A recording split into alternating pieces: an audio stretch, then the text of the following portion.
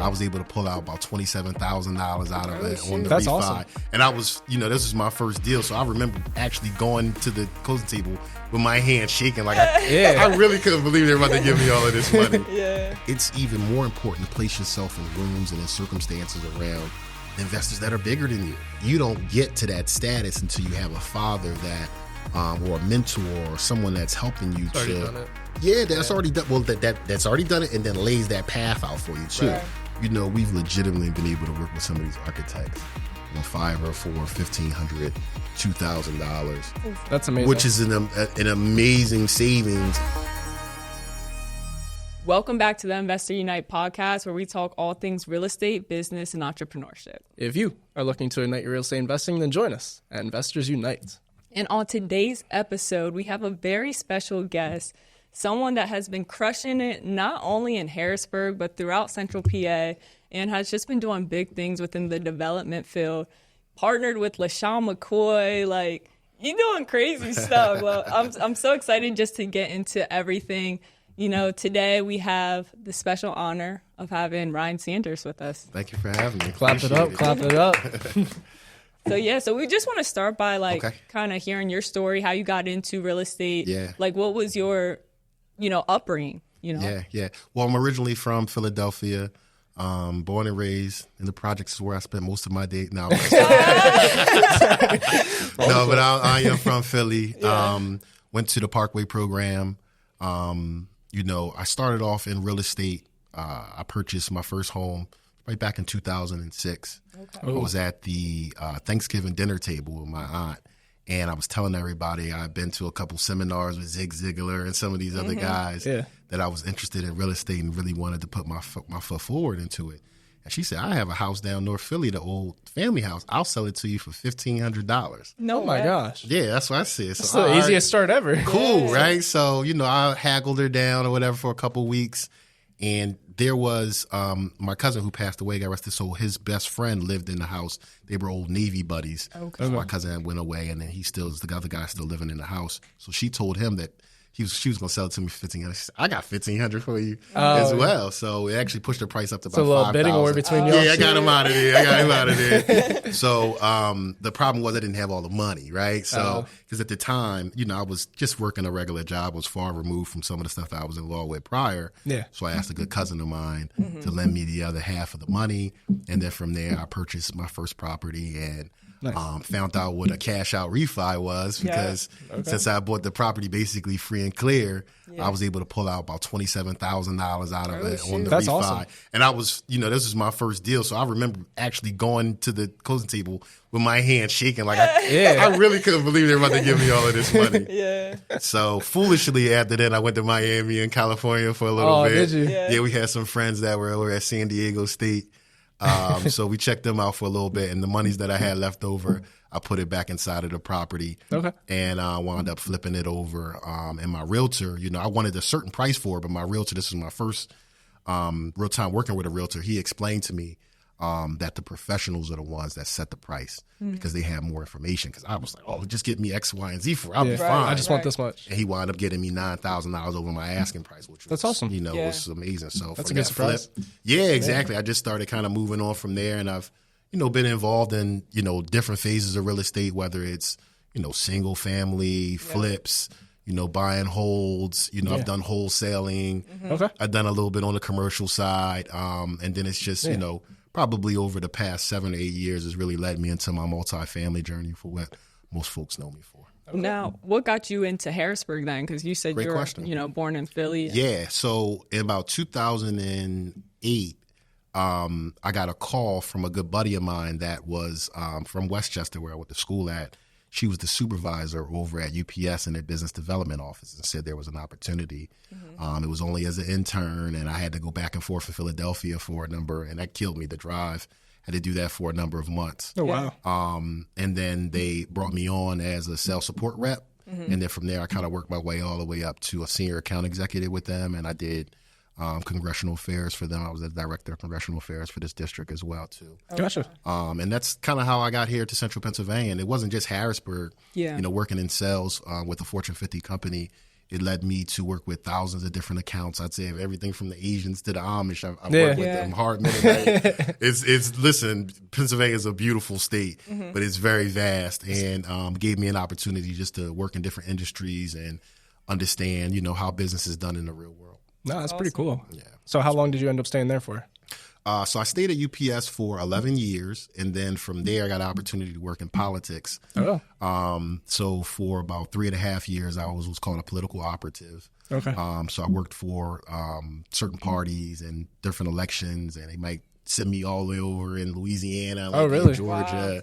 Wow. But most of the time I worked like local elections here in Pennsylvania, so it gave me a true understanding of how, politics is really ran on both sides of the aisle. And then from there is how I really saw how, a lot of the donors or people that were in the political world work with politicians to then in turn be able to form what I'm known for, which is public-private partnerships, just by having great relationships with different agencies or different local politicians. Okay. And to be able to leverage that into large real estate plays. Yeah. And then from there, That's crazy, go actually. off and do our thing. It kind of seems like it's almost like a full cycle. Like you kind of started out with that lucky real estate break in the beginning, kind of went through like the corporate world, and then by working your way up through corporate and having these different opportunities, open up to you, kind of tie that back into the real estate thing. So you're more well-rounded at this point. Absolutely. You have all those connections and it's everything come else. full circle totally, and I believe that my time in both business development, but more importantly in the political sector, has really polished me for what we're doing now on this level in terms of real estate and really being able to build out the development portfolio, not just for me, but for other folks, and being able to provide education around how I got here and how I could potentially throw the rope back for investors like you guys. Yeah. That's awesome. We appreciate it. Awesome. Literally everything happens for a reason. And it's crazy because I think I told you I read Don Peoples' books. The People Principles. Oh, yeah. Solid book. Really good book. For sure. And he talks about like him getting into politics and then eventually transitioning into, big real estate development. So literally can see that within your, story as well. Yeah, he was Don Peoples is, obviously the largest African American developer. But the way he worked with the DC politicians really set him up, like you said, for different opportunities that are available to all taxpaying citizens. I mean, anybody could have filled out their RFP. It's just more advantageous for you to become familiar and more comfortable with the politicians that may be controlling some of the decision makers over top of these programs in order for you to have better results. Right. Yeah, no, that makes sense. Exactly. Now, I was going to say, let's break down your first real estate development deal. Like, what was the process? Were you stressed? Like, how did you get the deal? Was it? Yeah. Well, so it depends upon like the level of multifamily. So like the triplexes and duplexes, like in some cases they're actually tougher to, as you guys know, tougher to deal with than the bigger ones. Than doing some of the larger ones. And a good buddy of mine, because I was doing smaller deals. And then I was interested in moving up to these larger tax credit style deals that were out there. Right. And I didn't know it. I'd been introduced to them through politics, but he had been general counsel for a large nonprofit development firm that did these style deals. And he said, Ryan, you really can do these deals if you really choose to. So he put the battery in my back for the most part. And then we started really looking at the structure of how these deals are broken down.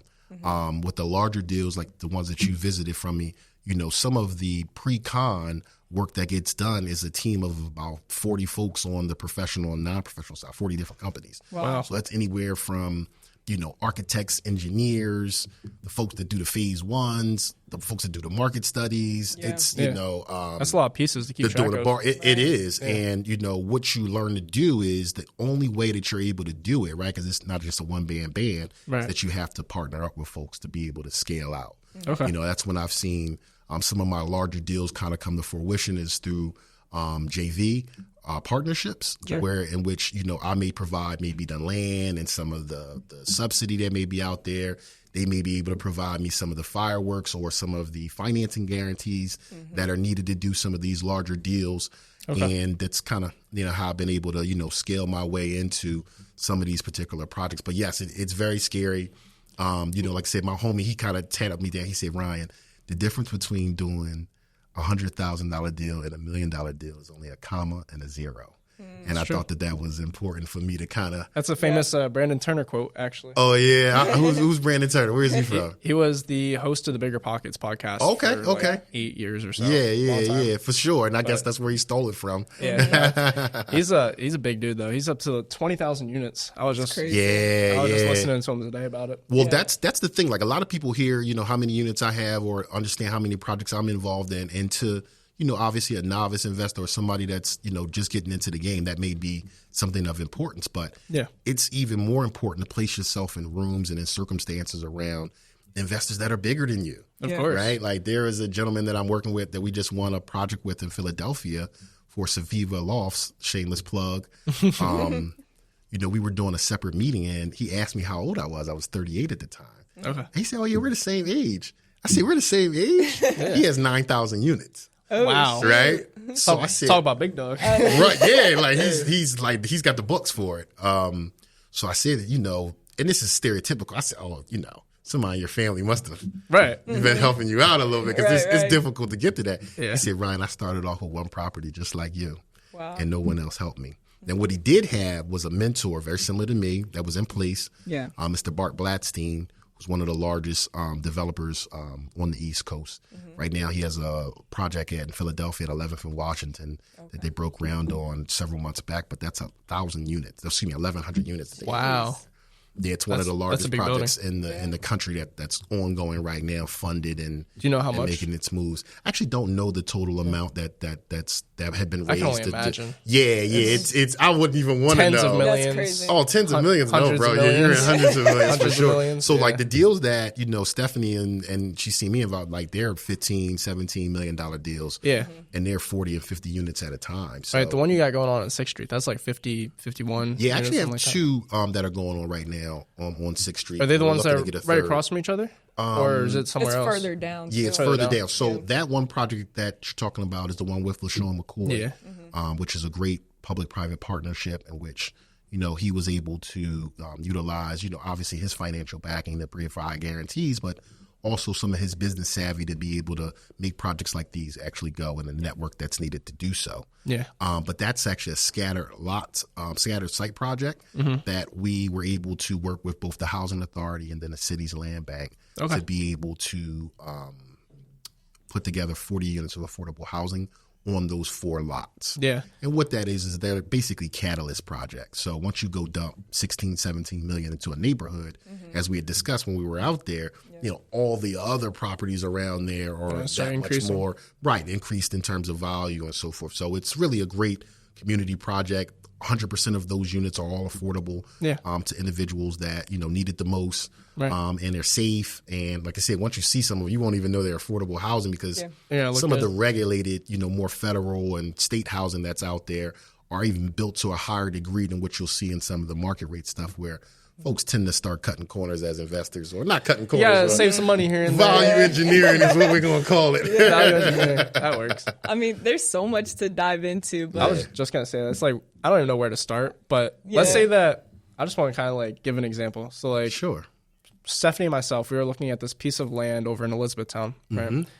From there, let's say that we go through, we get private financing for this piece of land. What's like step by step? Like, how do we take that from where it is to? Well, what I generally do, and I'm going to show you, we can talk about it your way, and then we'll talk about it how I would look at it. Because originally when I met with Stefanie, she had a target parcel that was actually right next to one of my developments. Yeah, he knows. Yeah. Right, exactly. Which is a great project. But at the end of the day, it's about how do we finance these projects? Do these projects pencil? Right. Have we gone through a rigorous course of action to make sure that this is the right project for us to be involved in? Because you guys know, it only takes one project for you to really lose your shirt at the end of the day. Oh, yeah. For lack of something goes wrong, you're done. But, so what traditionally happens is someone would buy that building for, I think it was $160,000 or something like that. And you already are starting off at a basis. So you got $160,000 into it, right? So you need this thing to actually go through as opposed to looking at what's called a public private partnership, in which we start on the public side.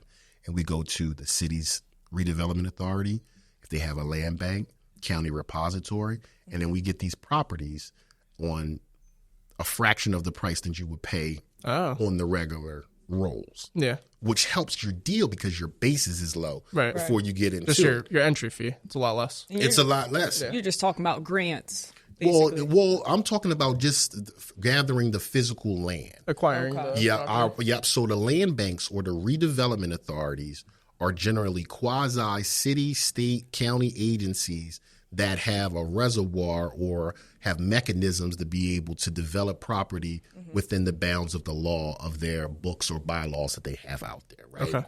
So let's say that they do have a parcel and they want to work with Steph, who's a minority female-owned developer, right? She's killing it already. They would then in turn provide you what's called site control over the land.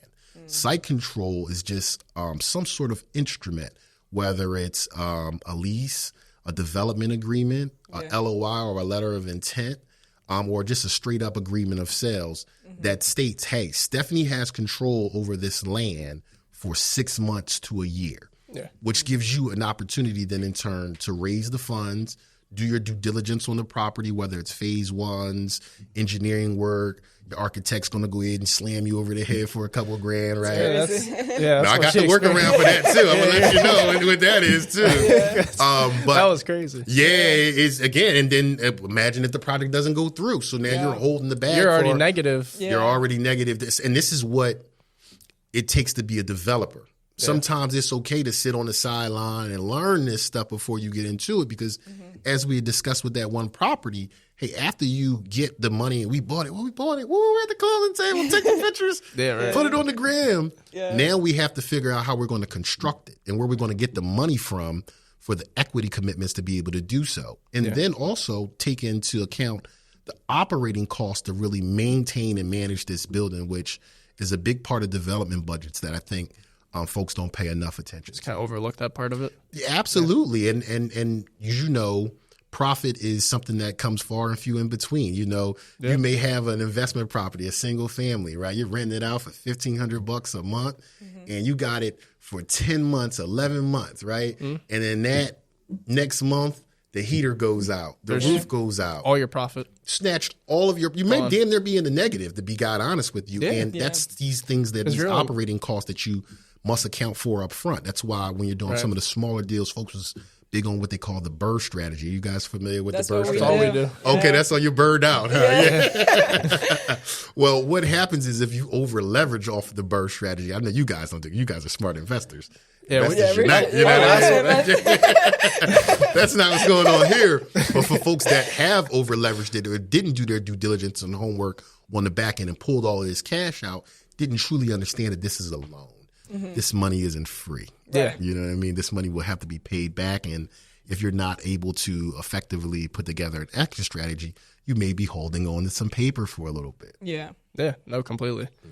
So now that was kind of my way of going about it. Yeah. Well, no, that was my way of going about it. Well, that was your way. Which is I wouldn't even do it unless I'm getting it what the streets would call for the low. Right? So you had mentioned the repository list. Yeah. That's just another list, such as like a foreclosure list, tax list, tax sales, like that. Sheriff sales. So in each and every county, it's 67 counties in PA for folks that were outside of PA. And every county may have their own process as to how they do so. I cut you off though. I'm sorry. Oh no, you're okay. You're okay. Feel free to correct me whenever because I have no clue what I'm talking about when it comes to this. So you would go ahead, have control over a property such as one of those, whether it's LOI, equitable interest, some kind of purchase or sales agreement, any of that from there. From there, what are kind of like the key concepts? Like you have to go through, obviously, the city, see what the zoning board says, like how many units could be potentially built here. And we do it this way as well, just another tidbit, because if they don't convey the property to you or you don't become the owner immediately, you're not responsible for taxes, water, trash, right? Yeah, it's basically just gaining control without having the liability. Risk. Yeah. It's a lot there as you go and do your thing on the financing side. Right. So the question was what happens afterwards. Afterwards is though we work within the third-party reports that will be due. Sometimes we get market studies. Okay. You know, the first and foremost thing we do is we get a phase one. We make sure that the ground that we're trying to build on is clean and is safe. Most of the time we're doing affordable housing. So that's something that's clearly important to us that we want to make sure that none of the ground that we're building on is hazardous. Right. It's not properties underwater stream or underground streams or something. It could be a floodplain, but more like what the phase one provides you a previous use of what that property used to be. And then sometimes it can go back decades. Okay. So when the actual physical building was built and whatever, they have on the, the county rolls as to what that building was and the face plates and so on and so forth. What you want to stay away from are properties, not stay away from, but just be careful with was properties that used to be dry cleaners, old industrial railroad properties that are nearby, right? Funeral homes, mechanical shops.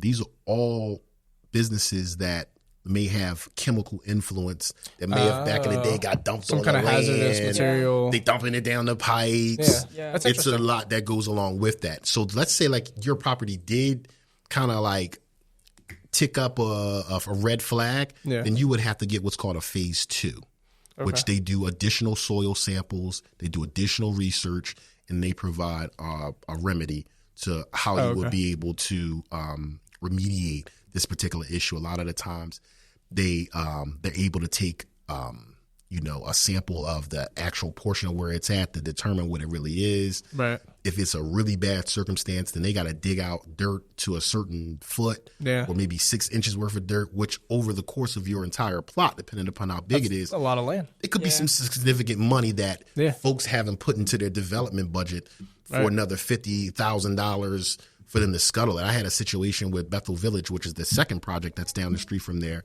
I'm on the phone, son. We got the other CEO that's here as well too. But yeah, like so we're ready to close up on Bethel Village. This is 49 units of affordable senior. This was This is like one of my bigger ones because I had purchased about 80% of this block and I've redeveloped it. And this is like one of the last parts. Wow. Great $17 million project.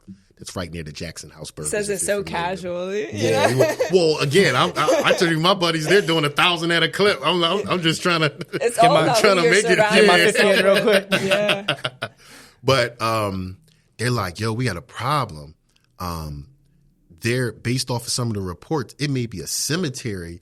We're building on top of a cemetery from back in the Underground Railroad. Well, that's a real problem. Yeah. So like, all right, so what do we have to call in an archaeologist? I'm like, so like Indiana Jones? They like, yeah, like they got to come in there with the LiDAR, which is like radar for like underground. Yeah. And actually like scope Look it out for body parts. Yeah. That's like crazy. That is 70,000. Wow. Right? Because they have to do this all gingerly. Like people are over there with the little brushes or whatever. Literally like it's like Indiana Jones. Right. And it wasn't a bone to be found down there. Are you serious? All that money wasted. Gone. Yeah, gone. But this is obviously some of the things that come up as a developer that you really just have to take heed to and just do your best to try to when something understand like that when they be out there. Unexpected pops up. Are you initially already budgeting for a certain amount? No.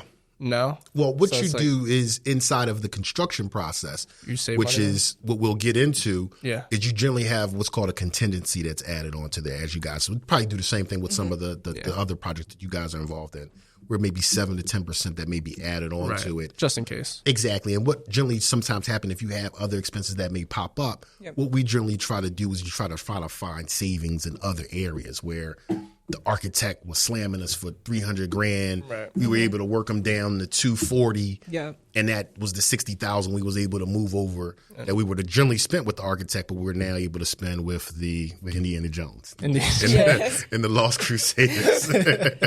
Now, have you ever like spent all this money on architects, engineers, Indiana Jones?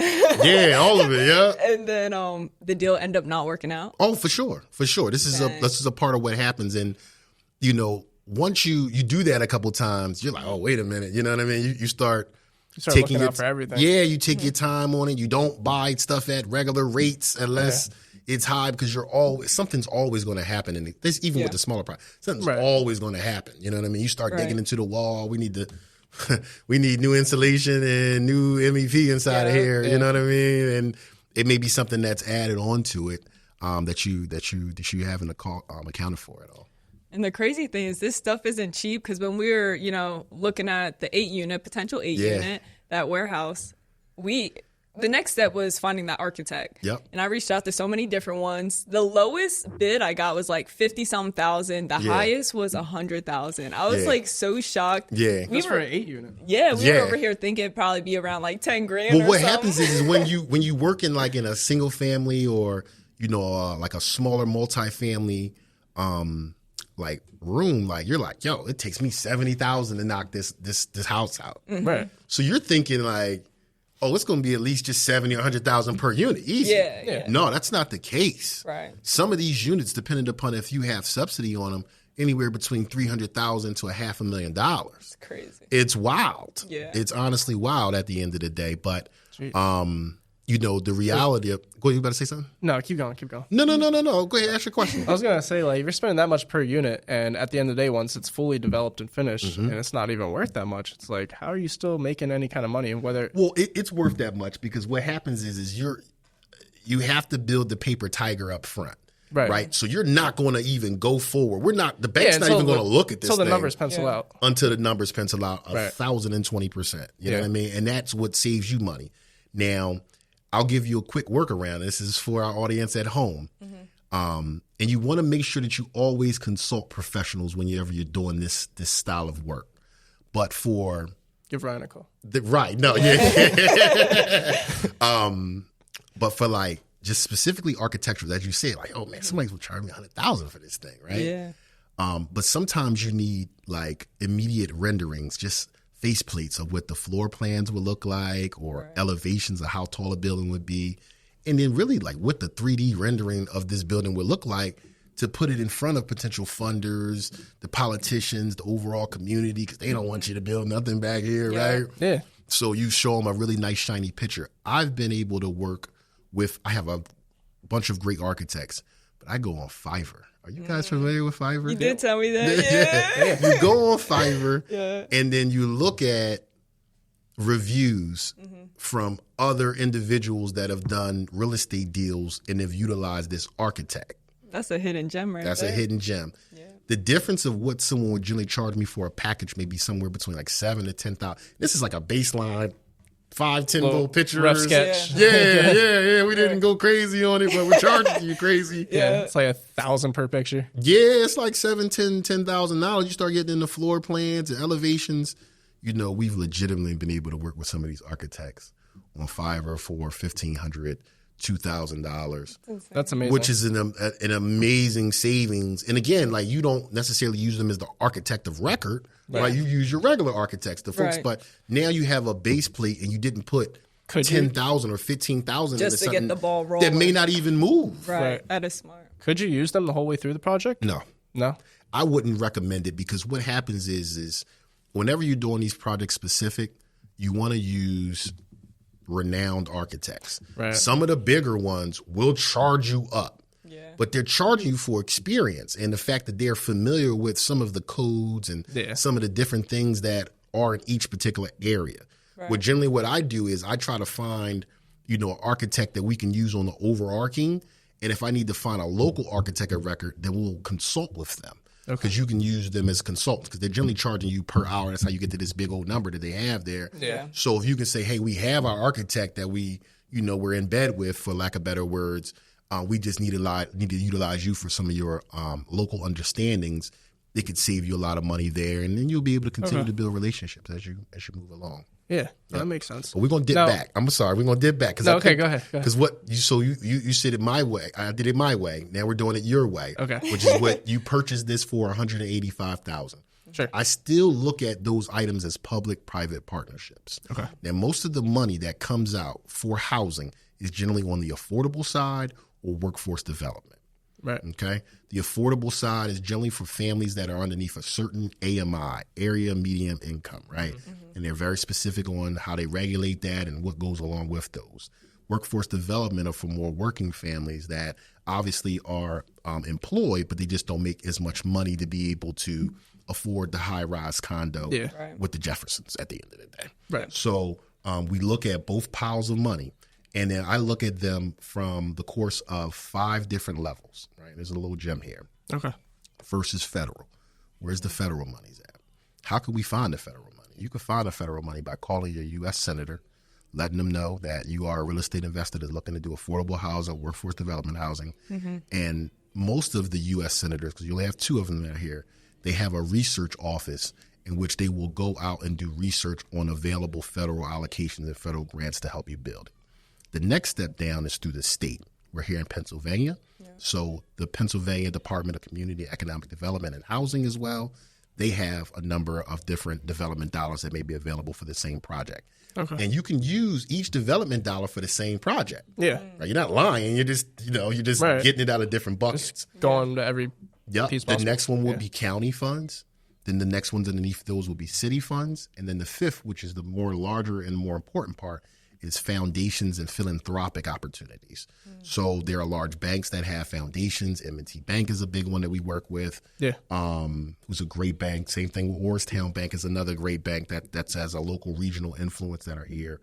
And then you can go like Wells Fargo, Bank of America. But then there is the philanthropic foundation folks like the Stabler Foundation and a number of other smaller ones. Klein Foundation's a good one here locally that you can work with the programming that's already out there for a program that we want to affect something with an educational spend.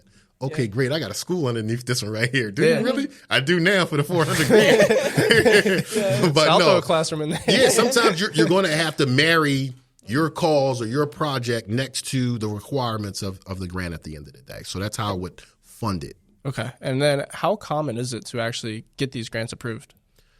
Depending upon which grants that you're working for. What I've found is that the harder the grant or the more paperwork the grant or the opportunity is, the less individuals are involved in it. So if it was real easy just to do a 1-page application for a county grant or something like that, you're going to have more people involved in it. Right. The tax credit projects that I work on are very intricate, and each application is 1,800 pages. Oh, my God. Right? There's literally 2 binders that sit off to the side. I'll show you pictures of them. 2 binders that sit off the top of the table. And I got to deliver 5 copies of these 2 binders. The cost to print them out at Staples was $700. Double-sided. It's crazy. That's insane. It's wild, right? So you're presenting them with those binders, and then you think they're actually going through page by page? They go page by page. Page by page. Because what happens is these projects, like you said, one project may be $17 million. Right. They got 33 of these projects that they're awarding, but they got 90 applications of them. Right. So they need to go through to make sure that everything is what it's supposed to be. Yeah. And that's a myriad of different items that they're checking through. It's kind of like developers versus developers then, per se, when it's all fighting all fighting for the same grant. For sure. Yeah. For sure. That's exactly what it is. So it's just about outworking the competition at the end of the day. Yeah. And I mean, if you bring 1,800 pages and 2 binders to the table, I think you're being a lot of people. Well, here's the thing. No, everybody's application is 1,800 pages. So it's broken out by what they have called tabs. Okay. And it's like 60 tabs. You have to fill in the information for each tab and go along. And then at probably 2 weeks before they're due, literally the consultants are going page by page and ensure that everything has been done correctly. That's why they get paid the big bucks too. You know what I mean? But and then when that happens and you do get awarded, then again, you have yourself an opportunity to do $17 million or $15 million in construction and really, change the face of affordable housing. Yeah, when getting these grants, are you requesting a certain amount, or are they kind of just going to give it to you? No, we're maxing out. We're maxing out. You're maxed out? Yeah. If you're giving y'all giving out $2 million, okay, well we need $2 million. Yeah. How do you figure out how much they're giving out? Or how much they have? Well, they state it. Generally, inside of all of the grants, they'll have the requirements that are inside of there, what you can ask for, what's prohibited, what you can use it for, what you can. And then also one bigger part of that is the compliance requirements. After we give you this money, this is what we're going to require from you. We're going to need to do, monthly reporting until you've spent all of the money, and then we'll do a closeout report generally at the end of the year that you may have a lawyer or your internal team to go through as a group and then submit it accordingly. Gotcha. And those are for the bigger grants. Yeah, that makes sense. And then this guy actually touching back on the architectural side. Yeah. But if you are a development company, that's pretty much all you do strictly, wouldn't it be smarter to actually just hire an in-house architect who can go ahead and... That's what... So I work with a good group of folks, and they put me onto it as Pivotal, who's our partner on a project out in Newcastle, LG Lofts. So that's 40 units of affordable housing out there. It used to be on an old elementary school. Lincoln Garfield was the elementary school. They provided us with the land and then funds to demo the old school that was on there. But Pivotal's smart because that's exactly what they did. They are a big company. They got about 9,000 units as well. Wow. But they purchased a smaller architectural company. And then what they did was they vertically integrated. So we're doing 9 projects a year. So now this small architectural firm is just dedicated to those 9 to 10, 12 projects a year, and then they max out on them. Okay. Yeah, that makes a lot more sense than actually going through and hiring an architect for $50,000 to $100,000 per project. Yeah. Well, no, that happens too. Like I use, there's internal architects. Because again, you need a whole gambit of different folks. Internal, external. Yeah, you're working this thing. Yeah, well, and what happens is so, for certain projects, the larger architects can absorb some of the fees differently than a smaller architect could. Smaller architect is 2-3 man firm. They need they 10, 12,000 immediately. Yeah. The larger folks are saying, hey, we don't mind, saving this upfront money if you can guarantee us the project, and then we'll add that initial cost onto the back end. Into the back end. Yeah. That's a good way to do business. Hey, and what happens is it helps you to secure projects because as a developer or as any other business person, your opportunity on the business development side, you have to secure the business. Right. It's just straight up and down. You know what I mean? Like you said, you can, pump your fist in the air if you want about your duplex that you closed on last year, but you have to consistently be great every single year in order for you to meet whatever goals that we put on that whiteboard or that vision board that we talked about at the top of the year. No, absolutely. Now, did you want to finish the Elizabethtown? Sure. So, I kind of don't really know where to go from there versus what you just explained. Well, what you do is you have to get the money. Somebody's going to have to figure out where the money's going to come from. Yeah. So if you don't do grants or you don't do this, or Ryan, I don't feel like writing that, then you're going to have to go to someone and utilize what we know as OPM, which is where you bring in an investor or somebody else. I forgot the one guy who I originally seen you on his show. His name was Rob. Rob Nylinger. Nylinger, that's his name. Yeah. I love his little shows that he has there. But guys like him that you can literally bring them the deal. Right. They can let you JV on it. They may have some of the money, or you may have a little bit of the money. They may have the most of it. Yeah. Credit, relationships, construction, property management, all of that. Since he's already running, and then you can bring them those deals, and then you start making a little bit of money. You get your experience up. And then you utilize some of the same funding mechanisms that he may utilize for you to grow and be just as big. Yeah. There you go. Coincidentally, I was cold calling agents. And I met the guy that he does all his funding through just over a strict phone call. Yeah. Phone call ended up going for like 45 minutes. We had a whole life story. Yeah. Told him I knew Rob Nylinger and everything. So now we have a pretty good connection, actually. No, that's awesome. I got lucky as hell with that one. And this is a contact sport, bro. You know what I mean? And again, you're just outworking the next man. So they said, if a bear's chasing 3 friends in the forest, what do you do? He says, it's not that I have to outrun the bear. I just have to be faster than my other homies. You know what I mean? It's the same thing on the development space. Like, I don't have to be the largest developer out there, but if I'm consistently working, putting out great product, working with the community on initiatives, then it becomes a little bit more easier once I come with the next project, or if I'm in a community that doesn't necessarily know me, now I have credibility, or I have meat, or I have articles, which is earned media from other institutions that showcase what we've been able to do and potentially able to do in their community. Okay. I feel like it comes down to just mastering that presentation whenever you're going down to the city, the council, for sure. Everything. For sure. And whenever you're asking people for money or for land, you go down there in a collared shirt. I used to work, I still do work with, so I have about 5 or 6 athletes that I work with in the NFL, NBA, and I have a professional boxer as well, too. Oh, nice. In which we're just kind of like similar to what we're doing with LeSean, educating them on the different methods and then walking them through their first couple of deals, and, off they go. That's a cool niche to get into, actually. Yeah, you know what though? It kind of, I walked into it a little bit, but it's been very helpful. It's been opening my eyes into, because politicians are one thing, right? People see politicians, oh, great, let me get a picture with them. But the athletes is a whole nother circumstance. You need security around you. Well, legit or not. Like, I worked with Aaron Donald, and we were down in Miami at one point in time. He didn't have any security with him. Shit. So like, people aren't going to try him or anything. No, they definitely wouldn't. Like, not up front. You know what I mean? No. But it was great though. Yeah. That's very cool. Yeah. So how did the partnership come about with, LeSean? Like, that's a great question. It actually came through his mother. Okay. For a number of years prior, I've been working with their foundation, and he has an older brother who I met as well, and had some conversations with them. We had some mutuals, and I explained to them about the premise of public-private partnership, and generally with athletes. People, are able to Google them and figure out what their net worth is, and then go to them with some sort of request for X amount of dollars. I kind of do it the opposite way to provide value. And then when they ask, well, how much will we need? And I tell them, I kind of don't really need your money. I just need your focus and name and likeness and some opportunities. Right. To be able to. Exactly. And again, sometimes they don't have the reputation in the real estate space, but they have credibility in whatever, world that they're in. Right, because like LeSean McCoy, hometown hero. There's so many other people. That's actually the name of the program that we run is the Hometown Heroes program. Oh, really? Because that's the easiest way to do it. We've done it with a number of different athletes, and that's the one that works.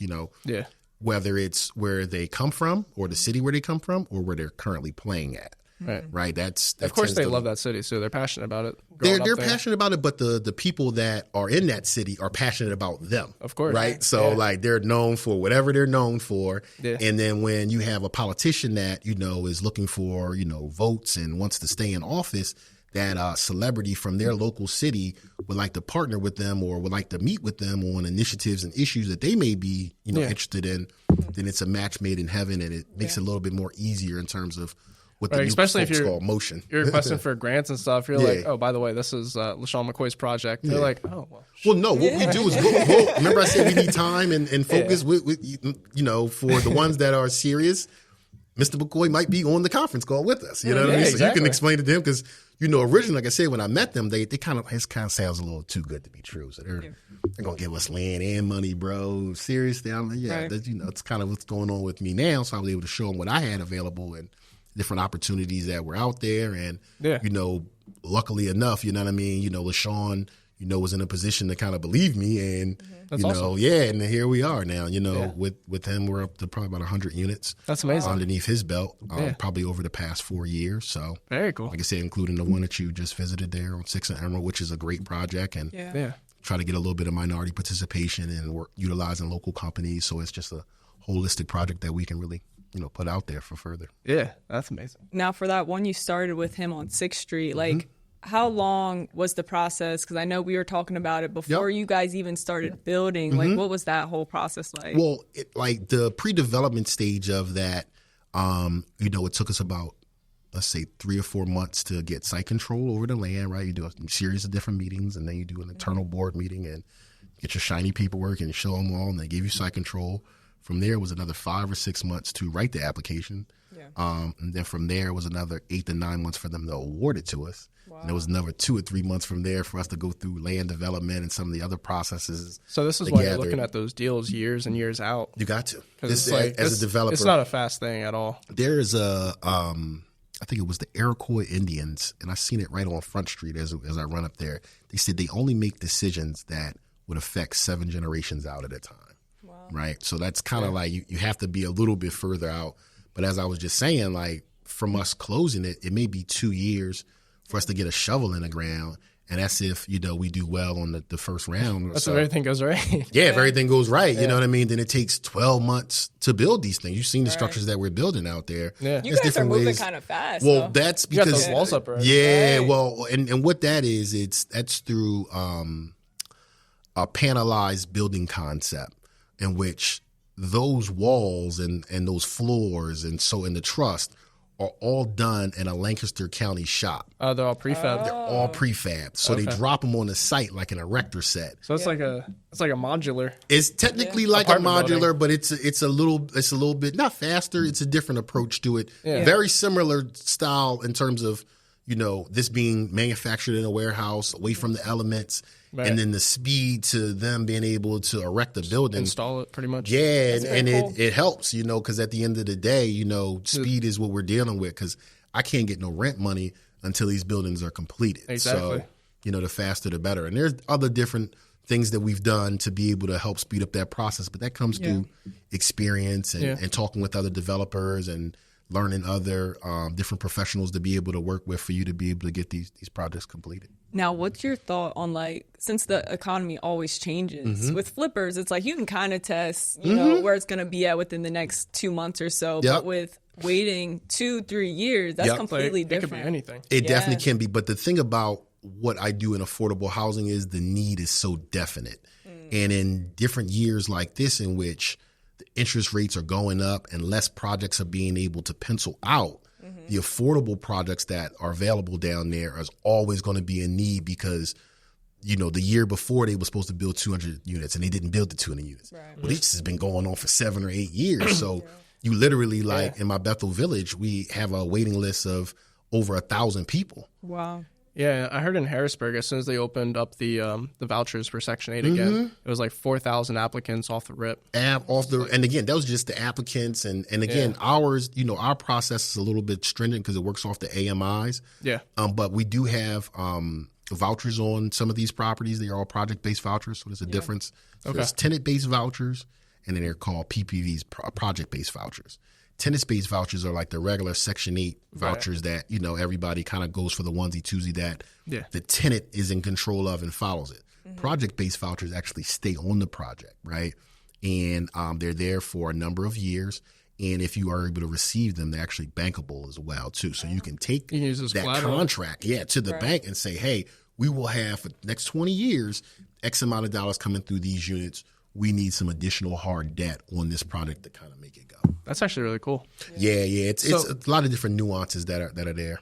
Is it possible, like, let's just use the LeSean McCoy project, for example, on 6th Street. Let's say that, you know, obviously you have his name and everything involved, but you have your experience with the politics and, you know, getting approved for these grants and everything. How much realistically, so I understand the project is 15 to 17 million roughly, right? Without the grant, how much are you actually bringing into the project? Well, the way that was done, it's no way to do it without it. And it's an award, that's a tax credit that gets syndicated that provides pretty much 80% of the equity to do that style project. 80%? 80% of it. That's why it's so big. So you're really only 20% into it. Well, and again, but you still got to come up with another 3 or 4 million. Like, that's cool. It sounds good, but then you put it in a larger scale, you're like, Exactly. Well, and again, and it becomes easier once you get first money in, like anything else. You know what I mean? So you got a project that you want to do out in E-Town, and, you know, it's a $3 million project, but you got your first $1 million raised. It's easier to raise the rest of the money because nobody wants to be the only money in or the first money in. Yeah. They really want to be a part of projects that they look to actually build them out. Gotcha. Now, just so the viewers know, like, with the timeline of everything, like, it's going to be a long time till a developer gets paid, you know? For sure. So, like, what's the average, like, payout a developer can make? Well, generally, developers work off of something that's called a developer's fee.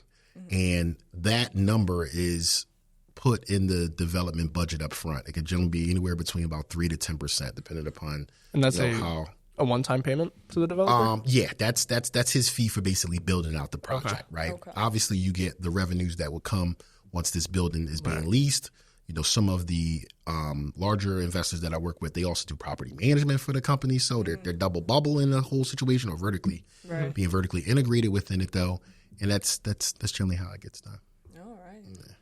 It's crazy. Do you prefer? I was gonna say, do you prefer the senior housing or the Section 8? It's kind of like a toolbox. I mean, a tool bag. You just pull out whatever tool will work best. Yeah. The real reason why that one went senior, because that neighborhood. This is for the one that's next to the Jackson House. 49 unit one. Obviously, there's a huge need to help seniors and so forth, but you'll find that some communities are for affordable housing, just not next to them. So in cases of ease, we have the church that is our partner, the Bethel AME Church, that provides us with some of the land, and our partner on the nonprofit side. But also the fact that we're going for senior, it was such a big need for it. We do a market study that kind of shows everything. It's a third-party market study, so it's not anything that we're conjuring up.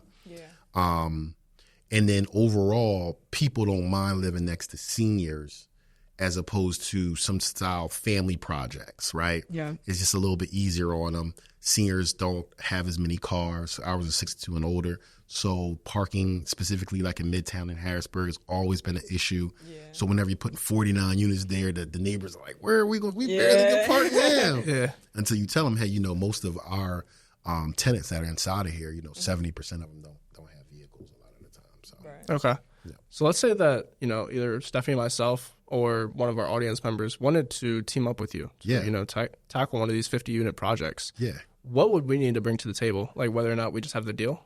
The deal works. Yeah. The deal's important. Generally, the first step with anything is the land and then the deal. Right. That's how that works. So that's just like a foundation just to like start, see if it's even possible. Yeah. That's the most important piece because that's the basis of what we're doing, how expensive it is, right? People come to me all the time. Oh man, we just want you to pay $700,000 for this. Oh yeah, great. Where's the money going to come from? You know what I mean? To even build how many units can I put there? How many can I even put any there? So that's what that looks like. Right now, I'm in a space where, and this is a little tidbit. I like working with housing authorities all throughout the state. They have a little bit of latitude. They can provide the vouchers. Sometimes they have money. Mm-hmm. Sometimes they have nonprofits. Mm-hmm. And when you partner with them in a development space, you let them front the deal. Because they have sometimes, again, the money, the better rating. Yeah. And then when the applications come on there, it's the blah housing authority as opposed to some for-profit developer. That's true, yeah. Right? And it looks better. It looks a lot. And then you can expand your reach as well. So in some cases, you max out as a developer. Oh, man, I can only do 2 projects. I can only do 3 projects. Mm-hmm. When you start JVing with other partners and housing authorities and agencies that are out there, then you can do more projects with less because you're not stretching yourself. You may give them lion's share of the monies because they may already have the infrastructure. They may already have the land. Sometimes they got the money. Yeah. It just depends upon how the deal works. I'm not greedy. I'd rather get 20%, 40% of the loaf than no bread at all. Of course. You know what I mean? So I've learned to, humble myself, but then also make sure that I understand the power of no. Yeah. Okay? Hey, this deal won't work for me. You may want to put it out on Facebook in one of those little marketplace groups or something. But this isn't necessary. I appreciate you bringing me the opportunity first. Right. Because as you guys work in the wholesale world, like, whoever gets the call first is what it is. I used to do that. Exactly. We used to have a scheme. I used to we didn't take down the bandit signs. Mm-hmm. We get all the numbers from the bandit signs. Okay. We call the wholesalers. Hey, look, we know you guys are banded out down here. We know it's not you that's basically buying it. This is a wholesale operation. Call me first. Mm-hmm. I'll give you a bonus for the better deals. Yeah. Mm-hmm. So even if you don't like it, she's calling you first. You still have first dibs at the property. Yeah, you're getting the first. And again, like in a competitive environment, the first call wins. Yeah. Right. Because these deals don't stay around anymore, especially in markets like that we're working in central Pennsylvania where, other urban areas have already experienced that boom. Yeah. So now Harrisburg and portions of York and Reading and Lancaster and all these other areas and outskirts of these other larger metropolitan areas are experiencing that boom. So you can find a lot of equity is what we call it for wholesalers to be able to do their thing. This actually reminds me of a situation we're closing on tomorrow. Okay, great. Congratulations. Thank you. So it was a wholesale deal, one that Stefanie actually pretty much did the whole process on. Wow. But we had finally got to the point of we had under contract. It's time to dispo it. Yeah. And we had one buyer top of mind, right? Mm-hmm. So you went ahead, reached out to him. He was like, absolutely. Like, I'll give you so-and-so amount. We're like, yeah, it meets our criteria. Like, we're good to go. And then no later than like 15, 20 minutes later, we get a call from another buddy of ours who's like, I'll pay even more. 12, 15 grand more than he paid. Yeah. What? It's like, well. So what do you do in that case? Well, you stick with the first one. Yeah, we stuck with the first one because reputation. That's what it's all about. Yeah. He was like, I'll buy it sight unseen. I said, let's do it. Yeah. Well, I called him first. I was like, we talked it over, and then we were like, because once the numbers work, the numbers work. Exactly. Like investors know already, right? You just can't be greedy. Now, it's tougher to do those on the larger development deals, right? Because, again, it takes so much time. It's so much intricate details that are available that you have to make sure that you're comfortable with. Right. But I don't mind a good flip. I don't mind a good wholesale. Sometimes, honestly, for what you make as a developer, once you get done paying everybody else and you paying all of these other professional fees and so on. Yeah, well, a flip or two or three. Pay the same for all your head. I promise you that's something that we had to look at. But if you're still having like a percentage of equity in a build that's big at that scale, and you have all the tax benefits behind it as well, and the appreciation, the cash well, that's flow. the long-term piece of it. You know, exactly. Lord willing, I'm around another 15 years to see these things go free and clear. But if not, my CEO, Mr. Ryan Sanders over there as well, he should have a lift, you know, in terms of equity when he gets to of a certain age, and we'll go from there. By 18, he'll be good. Yeah. By the time 18, that's if he even wants to do real estate. Because, like, you know, I've seen that, and a great example of that is, like you said, Don Peoples. Have you met his son before? I did. Yeah, his son's like a great shining example. Real great guy, very well spoken, knows his stuff. They're actually doing projects and so forth. And he's young too. He's definitely young. Yeah. But you don't get to that status until you have a father that, or a mentor or someone that's helping you already done it. Yeah, that's already done. Well, that's already done it, and then lays that path out for you too. Right. To say, hey, this is what you can do, because he didn't originally just go work directly for his father. He went out into the corporate world and worked his way through other organizations, and then worked his way through his father's organization. Wow. To be able to truly understand the ins and outs of doing this. And now he's so polished at it that his father could probably retire in the next 3 or 4 years and it'd be totally okay. Right. That's so respectable too, because knowing that it's your father who owns the company. Right. Like, you could have just went to your dad and be like, I want the company. Whenever you want to be I would have. Right? Exactly. But I mean, for him to actually take the responsibility and to go ahead and work it step by step the way that anybody else, you know, should. It's an accomplishment for sure. And that's what it is. And again, the same way how, like, you know, originally how I met Stefanie, you know, it was, you know, no holds barred, you know, she had questions, you know, I try to answer them to the best of my ability.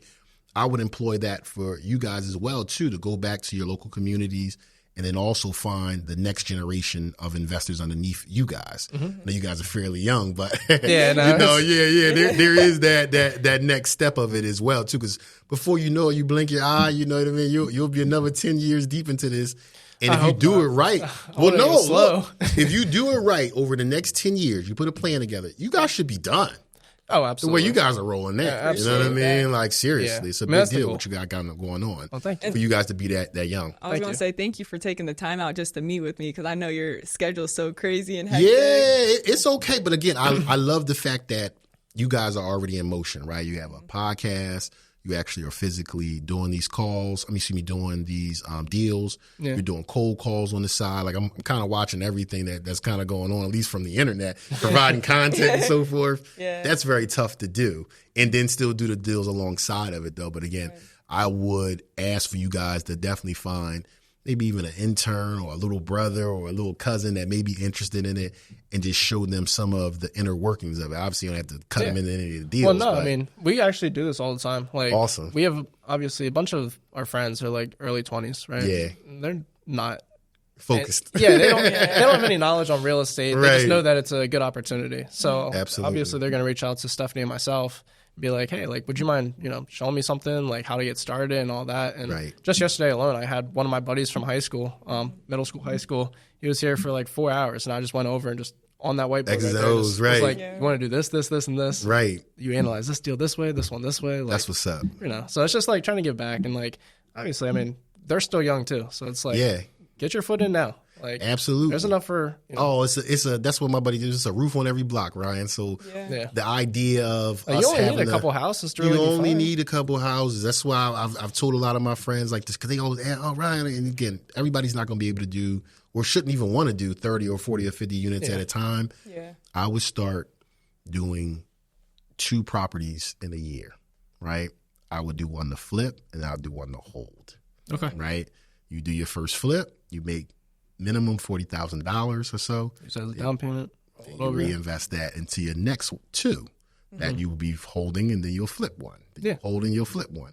And if you do that for 7 years or 8 years, that's going to compound to. Yeah, you're paying down. Yeah. Don't spend the money. Pay it down. Pay the mortgage down. Don't go to Miami. Yeah. Don't be like me. Don't be like me. But, really take a hard look and sacrifice like while you're in your 20s, because when you get into your 30s, you're going to want to start a family. You'll be involved in other things, and you'll want to travel more. Yeah. And then now you won't have to be at a 9-to-5 job. That's what I did. I was working at UPS, but I was also always doing UPS, doing real estate, in my spare time and on the side. Then when it got to a certain space where you can replace some of the income that was coming in from your 9-to-5, and you don't need that W-2 anymore, right? Because everything's non-doc, no doc, then you'll be able to kind of lift off and do your own thing. Yeah. Now, I know we're coming to a close, but I wanted to hear your thoughts in regards to the co-working spaces, because I know we talked about it, but just so the audience can hear it as well. Yeah, well, I think that's a great opportunity in a lot of different areas. Right now, as we already understand, commercial real estate is underneath attack. You can look at it at the high level. You see all these skyscrapers that are going up. Right. $200 million skyscrapers, they're selling for $10 million. Yeah. Or you can look at some of the smaller areas. And what's happening is a lot of these larger companies are moving out of areas. They're not releasing information. They're doing a number of different things. So the opportunity on the commercial side of things, what was the question again? I'm sorry. No, you're all good. In regards to like the co-working spaces. Oh, with the co-working spaces. They're better because companies now are more wise working virtually. So they don't need as much space. And then there is a huge amount of companies that are upstarting that need commercial space, but they don't want to rent out a whole office floor. And then co-working spaces provide an opportunity for them to do so. There's also a bunch of money that's out there for the development of some of these commercial spaces, co-working spaces. What is a co-working space? Like a co-working space, I would put it as basically available space for entrepreneurs or professionals for them to be able to do business. It's generally 2 to 3 levels of a co-working space. The first is like a virtual mailbox where they don't physically have any space inside of there, and they pay a small amount of fee. Just like a P.O. box. Just to have and again, it's a little bit bigger because you get a P.O. box and put that down on your commercial credit applications. Sometimes it doesn't work out well. You put an actual brick and mortar onto the actual application and sell, even though you're not physically down there, it doesn't raise as many red flags. The next one will be a hot desk, which is basically like open space or open desks that are out there that you don't have any filing cabinets, you don't have any dedicated space, but you're able to come in, go as you please. Some of the co-working spaces are 24/7, which is a big benefit for younger entrepreneurs or folks that, are working later in the day. Whatever the case is, you will be able to have open access. And then the next ones is they generally have suites that are for rent that are generally low cost, anywhere between like $400 to $2,000 or $1,500, depending upon the scale of them that are out there. I've seen high-rise ones from like WeWork or Regis or some of these other ones, all the way to like lower scale ones that have basically flexed out a space like this or a warehouse space to be able to, provide different available suites for whatever whatever you can afford. Business venture whatever you can afford at the end. At the end of the day, like when you're first getting into some of this stuff, it's very difficult to do because you may not have the needed money to be able to do it. Yeah, absolutely. Now, lastly, we always ask everyone like your goals for the next, let's say, 5 years or so. Okay. So one of those 1,000 units. Yeah. Oh yeah. We rolling. That's already set in place. Right now, but it's more of a regional approach. Obviously, I've been successful here in PA and in Jersey. We're looking at other states. I like Ohio. I like Delaware. My son, Ohio's picking up. Ohio has been picking up there. They have a number of niche different areas that are out there. Columbus, Cleveland. Cincinnati is another big one that's out there as well. But I'm also looking at where the need is for affordable housing, and the number one spot is South Florida. Oh, really? So, yeah. That's a great spot to be, too. Oh, yeah. I was just down there. And again, everybody's down there to do market rate, right, and to make the biggest buck. But on the affordable side, there's a huge market and availability for it. And if you have the niche or the expertise to be able to develop these style properties, that's a great you way. should be able to, make your way through public-private partnership down there to be able to, make some headway. You gotta get some like NFL player from down there or something. That's what we're working on right now. Hey, I got a couple on the decks right now. Again, awesome. And it's in working with the NFL athletes and all that's really great. And it's a lot of sizzle that's cool involved. It's a great experience. And again, people, move a little bit faster when certain folks are involved though, but it's really finding that right property, making the amount of money that is beneficial to the time that you're putting into a lot of this stuff. Right. And then also making sure that it's, the right situation for you, something that you're passionate about. Yeah. Speaking of NFL athletes, a little off topic, but there was actually one in your chair yesterday, right there. Oh, yeah? Who'd you guys have over here? It wasn't us. It was the Good Hustle podcast. His name was it Nate Stupar? Nate Stupar, yes. Okay. I'm not sure if I'm familiar. Who's he play for? He's retired now, but he was in for 9 years in total. And so was his older brother and his uncle. So but he started off with the Raiders, and correct me if I'm wrong, Nate. Or not Nate, sorry, Ben. But it started off with Raiders, then he went to, I want to say Falcons. Yeah. Then he went to, is it Saints? Saints, and then Giants to end it. And the NFL, NBA guys, a lot of times, if they, and again, it's not about me showing them and doing a project with them. If they just get educated on this stuff up front, they can make so much more, like you said, compounding interest. So, in the real estate game, some of the returns that we're seeing off of some of these smaller projects and even some of the larger projects far trumps the 4 or 6% that you may see in the market or 10% that you may see in the market. So if folks are able to do it while they still have a little bit of money, be able to find ways to be able to shelter some of that money that may go out the door through taxation, they'll be able to put themselves in a very, very strong position. Very similar to what LeSean did. When I was working with LeSean, he was originally playing at the Buffalo Bills, and he went to Kansas City for a year, won a Super Bowl over there, then went to Tampa Bay with Tom Brady and won a Super Bowl from there. Yeah. And then has leveraged his situation into, being an analyst on, one of the top networks. So, yeah, that's so cool. Yeah, it's really a blessing for everybody that's involved in this situation. And, we're just looking to really turn it up to the max. And like I said, just kind of take our tentacles into other markets and see what we got. No, that's awesome. I mean, we're super excited to see your I appreciate you guys even having us here. Yes. It's a great deal as well, too. Thank you for hopping on the podcast. Yeah, no, I appreciate you guys having me here, and I look forward to, listening to some of the back interviews and also what you guys will be doing in the future. Thank you. Definitely. And if you guys want to connect with Ryan, if you have any deals in all the areas, Ohio, Delaware. You said Delaware, right? Yeah. Florida. We're absolutely in Delaware as of right now in all 3 of the counties. There you go. I'm available for one-on-one consultations as well, too. Very low-cost circumstances. It doesn't have to just be about real estate. Right now, I think it's a great opportunity for folks to be re-engaged in different funding streams and different available opportunities that may be out there that you may not know about. So you spend, maybe a couple $100 for a one-on-one session, but you may have an opportunity from there to really grow out your business. Awesome. Well, truly appreciate you coming on. We'll catch you guys in the next one. Peace.